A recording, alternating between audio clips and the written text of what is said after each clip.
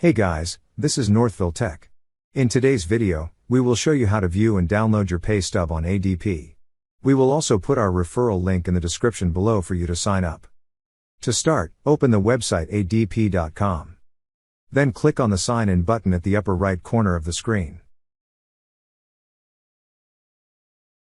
To sign in, you will be asked to click on the description that applies to you. Then click on Next. Since we have selected former employee, we will be asked to enter the personal information that we have shared to our employer, such as our first and last name, date of birth and social security number. Once entered, click on Continue. After that, you will be asked to enter your phone number to verify your identity. On the field provided, enter your personal mobile number. Then click on Verify Phone Number. Next, on the field provided, enter the verification code sent to the phone number you have provided. Then click on Continue. After that, you will see the terms and conditions. Read through the information given. Once read and if you agree, click on Accept.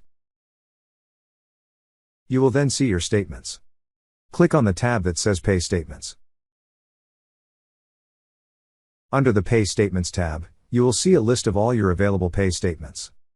To view a specific statement, click on the arrow next to the one you wish to open.